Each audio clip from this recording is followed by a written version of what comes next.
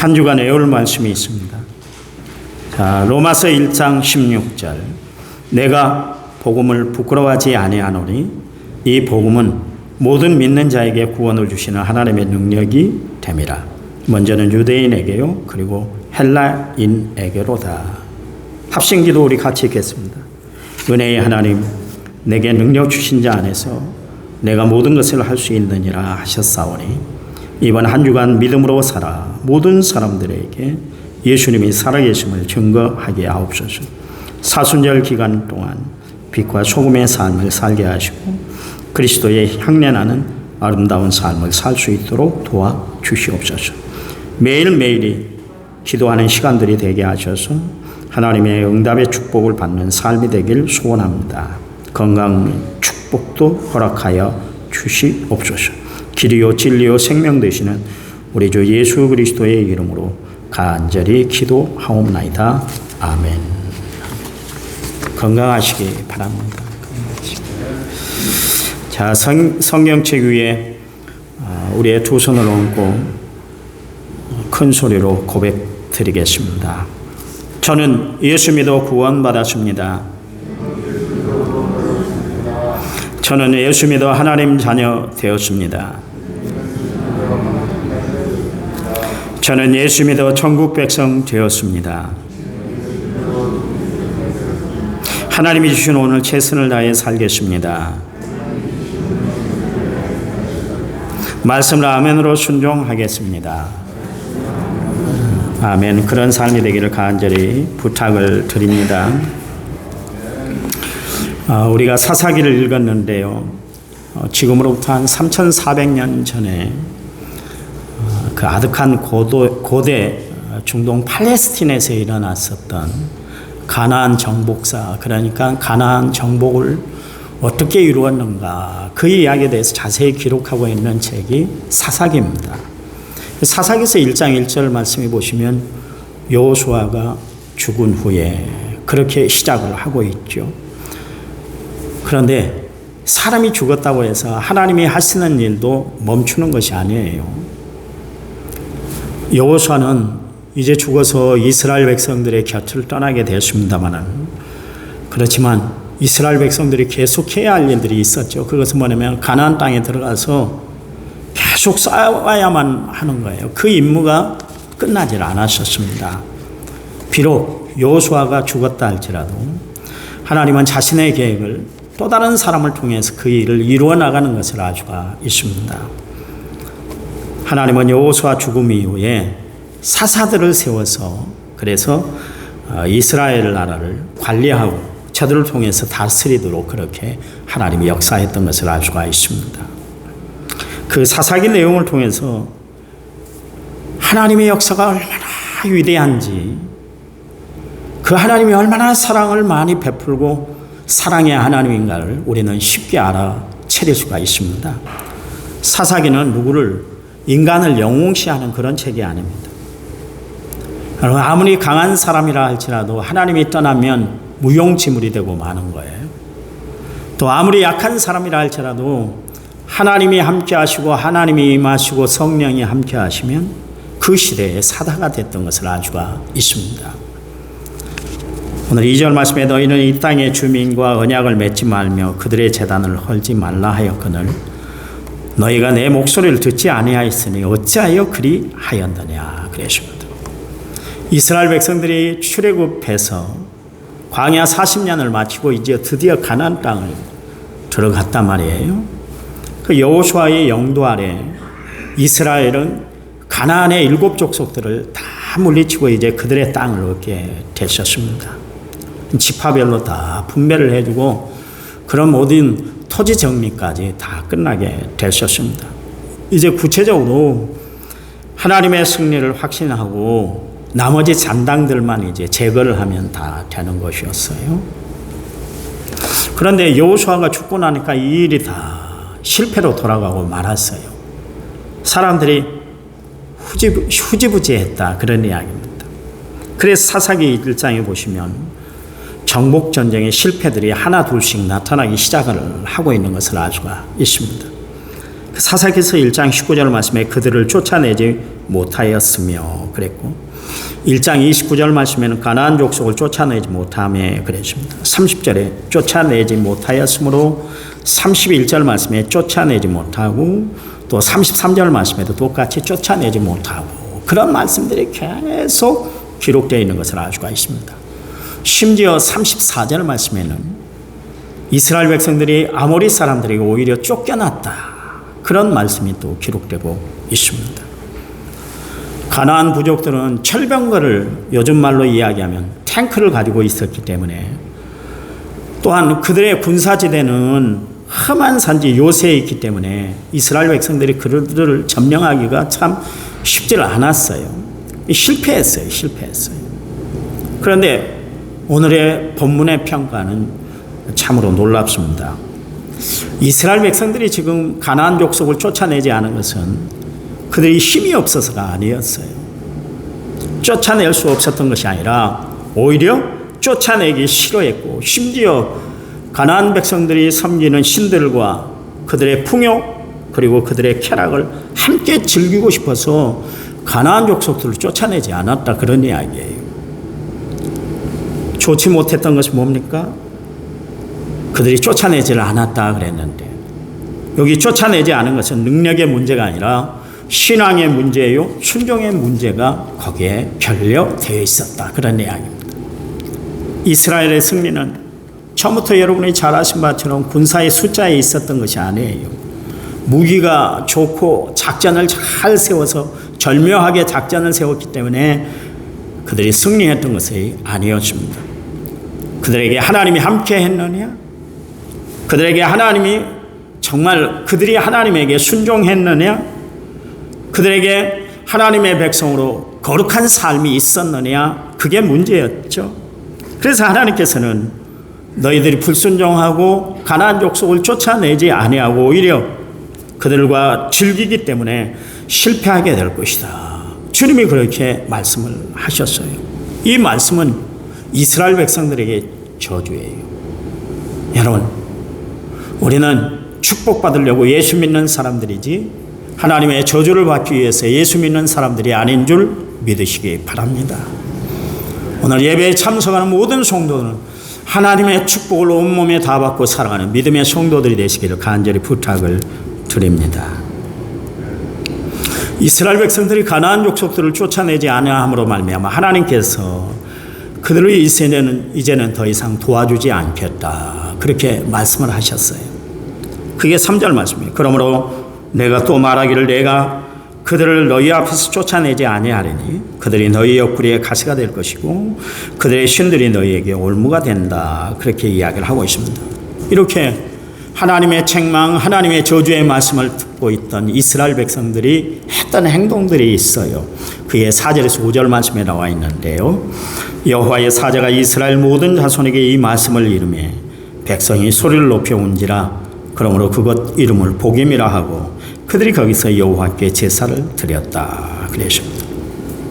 이스라엘 백성들이 이곳에서 얼마나 울었던지 이곳 이름을 복임이다, 그렇게 명명했습니다.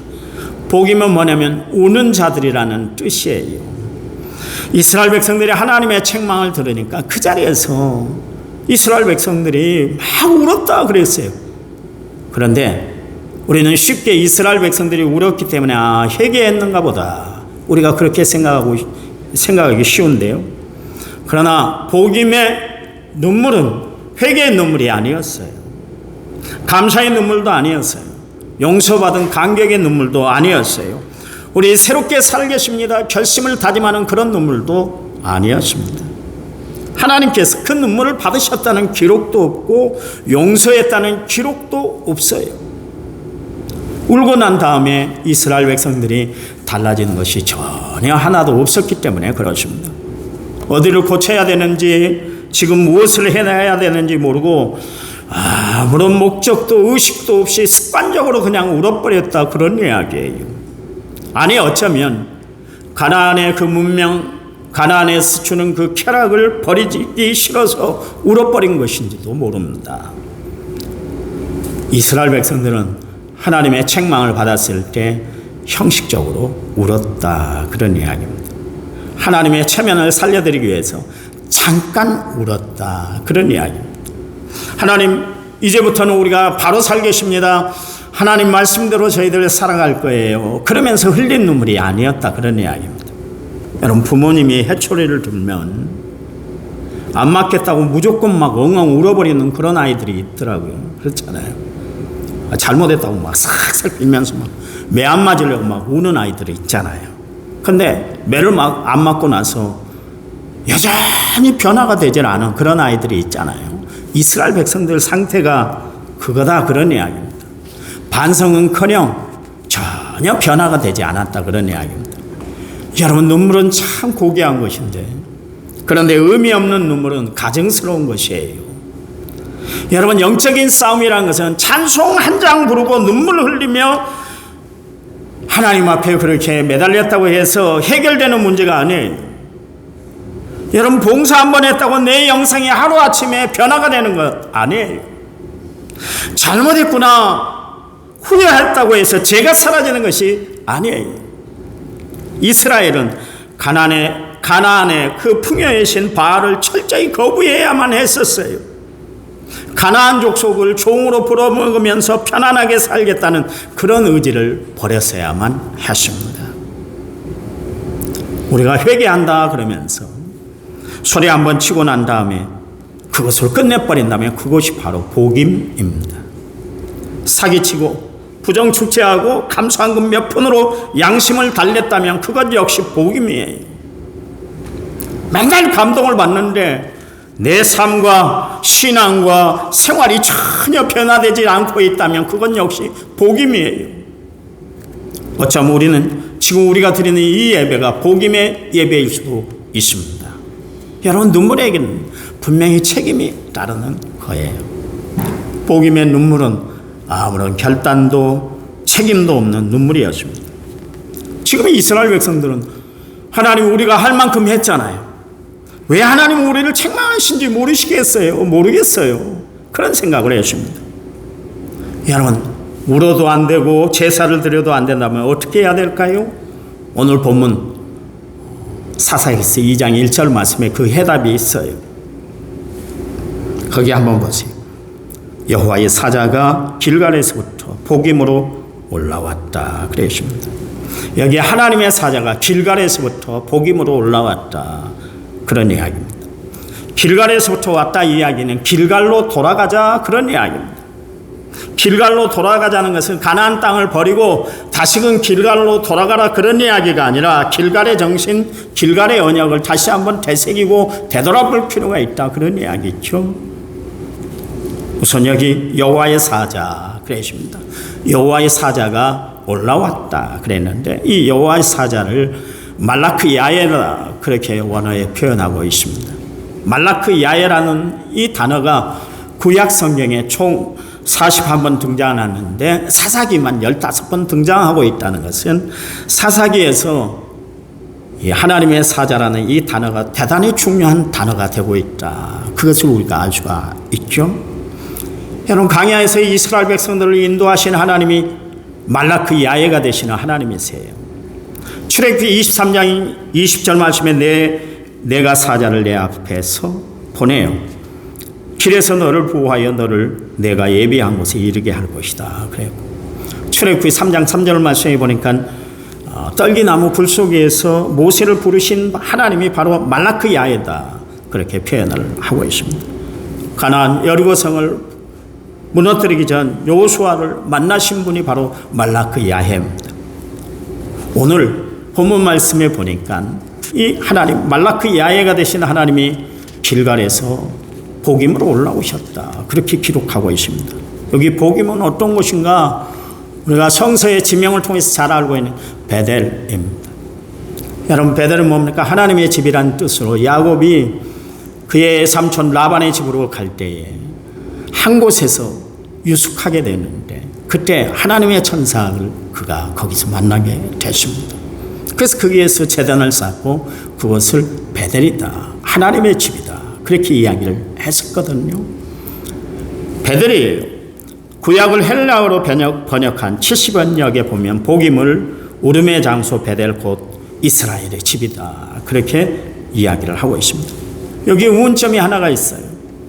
여호와의 사자가 책망하기 왔으면 저 하늘나라에서 내려오셔야 될 거 아니겠습니까?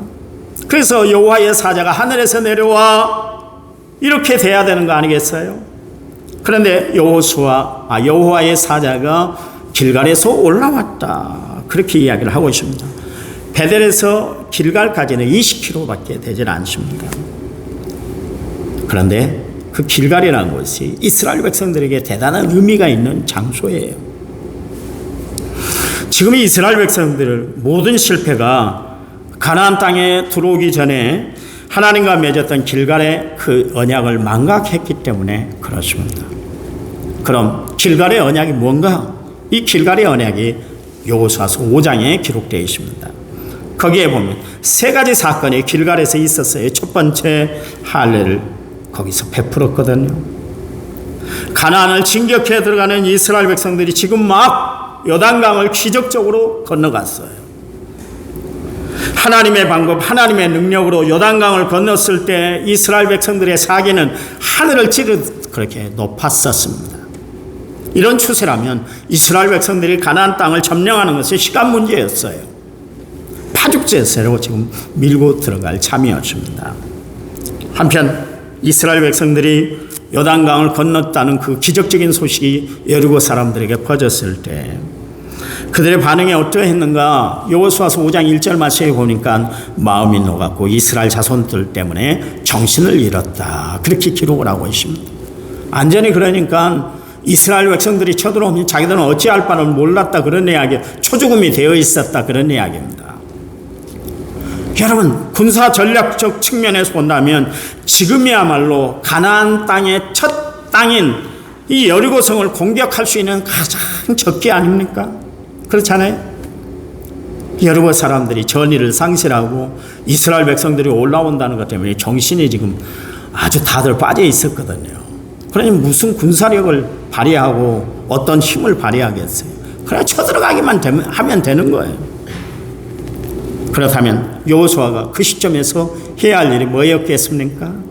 적의 공격에 대비해서 교두보를 확보하고 아니면 요단강을 건널 여세를 몰아 곧바로 진격 명령을 내리는 거예요. 전진하라! 그런데 하나님께서는 전진하라는 명령 대신에 엉뚱한 명령을 내리셨어요. 그게 여호수아서 5장 2절에 3절 말씀에 기록되어 있는데 그때 여호와께서 여호수아에게 이르시되 너는 부싯돌로 칼을 만들어 이스라엘 자손들에게 다시 할례를 행하라 하시며 여호수아가 부싯돌로 칼을 만들어 할례산에서 이스라엘 자손에게 할례를 행했다. 그랬습니다. 할례란 뭡니까? 남자의 생식기 표기를 잘라 하나님의 백성이 되었다는 그런 선포의식이 바로 할례입니다. 이제 더 이상 육신적인 가치나 질서로 살지 아니하고 언약의 백성으로 살겠다는 각오가 그 할례의식을 통해서 이루어지는 거예요. 이 땅에 하나님의 백성으로 산다는 것은 자기를 자르고 죽이는 아픔과 결단이 있어야 한다는 거예요. 그래야 하나님의 백성이다. 그런 이야기입니다. 그래서 할례를 행하는 겁니다. 이스라엘 백성들은 지금 천신만고 끝에 가나안 땅을 밟았습니다. 주위에 지금 모든 적들이 포진해 있었어요. 그렇다면 나무를 깎아서 활을 만들고 녹슨 칼을 바위에 들창을 문질러서 전의를 불태워야 할 그 시점에 부싯돌을 만들어서 할례를 행하라. 그건 전쟁을 앞두고 있는 그 백성들에게 군인에게 있어서 이거는 자살행위나 마찬가지 아닙니까? 그렇잖아요. 하나님의 백성으로 성민으로 살아가야 할 의식을 행하는 것은 당연한 것이죠. 당연해요. 그러나 문제는 왜 하필 이 시점에서 하나님이 이런 시험거리를 이스라엘 백성들에게 주셨느냐 그 이야기. 이러다가 이스라엘 백성들의 사기가 다 떨어지면 어떻게 할 거예요? 적들이 쳐들어오면 속수무책으로 다 당할 형편이 되지 않습니까? 뭐 수술받은 그 백성들이 적군이 쳐들어오면 뭐 속수무책으로 힘 하나 못 쓰고 다 전멸될 그런 상황 아닙니까? 왜 할례를 베풀어도 왜 이 시점에서 할례를 베풀었느냐, 그런 이야기입니다. 그러나 우리는 여기서 하나님이 이스라엘 백성들에게 가나안 땅을 주고자 하는 분명한 목적이 있었다는 거예요. 하나님의 의도가 있었다, 그 이야기입니다. 요단강을 건너서 기적적으로 요단강을 건넜지만, 그리고 난 다음에 이스라엘 백성들이 가나안 땅을 밟게 하신 목적이 여호수아 4장 24절에 기록되어 있습니다. 이는 땅의 모든 백성에게 여호와 손이 강한 것을 알게 하며 너희가 너희 하나님 여호와를 항상 경외하게 하려 하십니다, 그랬습니다. 그러니까 지금 이스라엘 백성들은 가나안 땅을 들어가는 것은 무조건 전쟁을 해서 쳐들어가는 것이 아니에요. 이게 목적이 아니에요. 그 가나안 땅을 쟁취하는 데에만 목적이 있는 것이 아닙니다.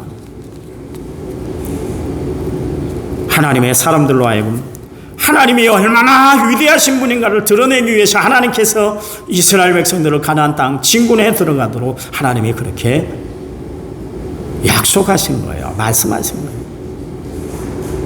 그래요. 그리고 하나님의 백성들이 영원토록 하나님을 경외하도록 하기 위해서 하나님께서 가나안 땅을 들어가게 하신 겁니다. 우리가 구원받고 이 땅에 살아가는 목적이 여기 있어요. 나를 구원하신 하나님이 얼마나 위대하신 분인가, 그것을 깨달으려고 하나님이 나를 구원해 내주신 줄 믿으시기 바랍니다. 하나님의 자녀들이 이 땅에 얼마나 근사하게 살아가는가를 보여주라고 하나님이 나를 구원해 주신 줄 믿으시기 바랍니다. 그냥 축복만 받고 천국 가라고 하나님이 나를 부르신 것이 아니에요. 나를 통해서 하나님이 살아계신다는 것을 증거하고, 나를 통해서 하나님 믿는 백성들은 저렇게 사는 거야, 그것을 보여주라고 하나님이 나를 구원해 내셨다, 그런 이야기입니다. 자를 거 자르고 그렇게 일어설 때 하나님께서 뭐라고 이야기했냐면, 여호수아서 5장 9절 말씀에 여호와께서 여호수아에게 이르시되 내가 오늘 애굽의 수치를 너희에게 떠나가게 하였다 하셨으므로 그곳 이름으로 오늘까지 길갈이라 했다. 이 길갈이라는 뜻은 굴러간다는 뜻입니다. 굴러간다는 뜻. 애굽의 수치, 애굽의 가치, 애굽의 욕망을 굴러버린 곳이 바로 길갈이다, 그런 이야기입니다. 왜 하나님께서 여기 이스라엘 자손에게 할례를 행할 때에 애굽의 수치가 떠났다 그렇게 이야기했을까요? 아마도 하나님께서는 그때까지도 이스라엘 백성들이 애굽에 대한 미련, 애굽에 대한 마음의 앙금들이 아직 남아 있었다, 그런 이야기입니다. 그러니 이스라엘 백성들이 애굽을 탈출했지만 아직까지 정확히 그들의 마음, 그 마음까지 탈출한 것은 아니었다, 그런 이야기입니다. 그들은 몸만 떠나왔을 뿐 마음은 애굽의 노예의 근성을 그대로 가지고 있었다, 그런 이야기입니다. 그러니 그들은 노예의 근성을 잘라내지 않으면 그들은 더 이상 노예로서 계속 살 수밖에 없었어요. 노예의 의식을 가지고 살 수밖에 없었어요. 하나님이 자유를 주셨는데 하나님이 주신 자유의 의미를 느끼지 못하고 그들은 살아가게 되었다, 그런 이야기입니다. 우리가 예수 믿어 구원 얻은 것은, 구원 그 이후의 과제는 세상 가치관을 잘라내는 싸움이에요. 세상의 가치에 노예가 살든 노예로 살든 그 부끄러운 것을 다 자르고 버리는 것, 불러버리는 것, 그것이 바로 길갈이다, 그런 이야기입니다. 그래요. 우리는 사탄의 유혹을 이길 힘도 능력도 없어. 그렇잖아요. 그런데 사탄의 유혹을 정복할 힘을 기를 때 우리는 세상을 정복할 수가 있습니다. 세상의 가치관을 거절할 수 있는 능력이 있을 때 하나님의 나라의 가치와 비전을 우리는 구현할 수가 있다, 만들어 세울 수가 있다, 그런 이야기입니다. 여러분, 애굽의 수치가 굴러가야 하나님의 영광이 임하는 줄 믿으시기 바랍니다. 두 번째는 거기서 유월절 행사를 진행을 했기 때문에 그렇습니다. 길갈에서 할례를 행한 후에 곧바로 하나님께서는 이스라엘 백성들에게 유월절 행사를 진행하게 했습니다. 그 여호수아서 5장 10절 말씀에 이스라엘 자손들이 길갈에 진쳤고 그 달 14일 저녁에는 여리고 평지에서 유월절을 지냈다. 여러분, 유월절이 뭡니까? 이스라엘 백성들이 애굽에서 해방된 날을 기뻐하며 지키는 절기 해방절이에요. 이스라엘 백성들이 해방받은 그것을 기념하는 절기가 유월절 아닙니까? 그러니 길갈에서 유월절 행사를 진행했다는 것은 지금 해방잔치를 지금 벌리고 있다, 그런 이야기입니다. 전쟁을 앞두고 이스라엘 백성들이 잔치를 하고 있어요. 잔치를. 싸우기도 전에 승리의 축제를 벌렸다, 그런 이야기입니다. 사실 이스라엘 백성들은 지금 싸우러 간 것이 아니에요. 하나님께서 벌써 이긴 싸움에 이스라엘 백성들이 동참하러 간 것이에요. 동참하러 간 것. 그러니까 축제이지 이거는 전쟁이 아니다, 그런 이야기예요. 여러분, 하나님의 승리와 축복을 확인하러 가는 것이 바로 여리고를 들어가는 길입니다. 그래서 너희들이 가나안을 정복하기 전에 먼저 유월절을 지키라 그랬습니다. 이게 하나님의 명령이에요. 그러니 주의 힘으로 가나안 땅을 정복시킬 것이다, 하나님의 메시지가 여기 들어있는 거예요. 가나안의 전쟁은 여호수아의 전쟁이 아닙니다. 사사들의 전쟁도 아니에요. 이거는 하나님의 전쟁이에요. 그러므로 하나님이 싸우실 겁니다. 애굽의 바로와 하나님이 싸우셨듯이, 그리고 그 싸움의 절정이 유월절이었듯이, 이제 바로와 싸우신 하나님은 이스라엘 백성들을 위해서 가나안과 싸우시겠다, 그런 이야기입니다. 유월절이 뭡니까? 애굽으로부터 우리는 승리했다, 이겼다, 이것을 선포하는 의식이 유월절이었어요. 그렇다면 유월절 잔치는 뭡니까? 가나안 왕들로부터 이스라엘 백성들은 이미 이겼다는 것을 미리 하나님이 잔치하는 그게 바로 유월절 행사다, 그런 이야기입니다. 여러분, 기억하시기 바랍니다. 세상이 결코 우리를 이기지 못할 거예요. 여러분, 하나님은 우리를 이기는 자로 세워주신 줄 믿으시기 바랍니다. 날마다 이겨내세요. 이 코로나19도 이겨낼 뿐만 아니라 사탄의 유혹도 이겨내시기 바랍니다. 여러분, 모든 문제에서 이기는 자가 되시기 바랍니다. 하나님은 우리를 패배자로 부르는 것이 아니라 승리자로 우리를 부르신 줄 믿으시기 바랍니다. 날마다 승리하며 살아가세요. 여러분, 산 가운데 유월절 잔치가 날마다 이루어지기를 간절히 부탁을 드립니다. 세 번째, 군대 장관이 나타났어요. 이스라엘이 할례를 행함으로 거룩함을 회복했고 유월절 잔치를 통해서 구원의 간격을 회복하니까 이제 말라크 이하에서 이스라엘을 찾아오셨어요. 여호수아가 하나님의 말씀을 그렇게 순종해서 할례를 행하고 유월절을 지킨 후에 아마 여리고성을 한번 돌고 있었을 거예요. 하나님의 말씀을 순종하긴 했지만 여리고성이 보통 성입니까? 난공불락의 성인데 이 성을 어떻게 무너뜨려야 될까? 정복해야 될까? 마음이 많이 답답했을 거예요. 그런데 그때에 이 여호수아 앞에 칼을 들고 서 있는 한 장수가 딱 버티고 있는 거예요. 여호수아가 여리고에 가까이 이르렀을 때 눈을 들어본 적 한 사람이 칼을 빼어 손에 들고 마주 서 있는지라. 여호수아가 나아가서 그에게 묻되 너는 우리를 위하느냐 우리의 적들을 위하느냐 그랬습니다. 여호수아는 지금 자신 앞에 딱 맞닥뜨리고 있는 칼을 들고 있는 이 군대 장관이 누군지 몰랐어요. 그래서 너는 도대체 누구 편이냐 물어봤어요. 너는 우리 편이냐 아니면 적의 편이냐. 그때 그가 이런 대답을 했습니다. 14절 그가 이르되 아니라 나는 여호와의 군대 장관으로 지금 왔느니라 하는지라. 여호수아가 얼굴을 땅에 대고 엎드려 절하고 그에게 이르되 내 주여 종에게 무슨 말씀을 하시려나이까 그랬습니다. 여기 길갈에 서 있는 군대 장관 말라크 야에는 이스라엘과 함께하기 위해서 오셨다 그런 이야기입니다. 그러면 복음에서 길갈로 가자는 말씀은 무슨 뜻이에요? 이스라엘이 길갈의 언약, 길갈의 정신으로 돌아오면 하나님이 든든하게 지켜주시겠다 그런 이야기. 임마누엘 하나님이 함께 하시겠다 그 이야기. 가나안의 주인이 되게 해주시겠다 그 말씀이에요. 여러분, 우리가 십자가의 정신, 우리가 십자가를 단단히 붙잡고 살아갈 때 하나님은 우리에게 생명을 주시고 은혜를 주시고 축복을 주시고 역사를 베풀어 주실 줄 믿으시기 바랍니다.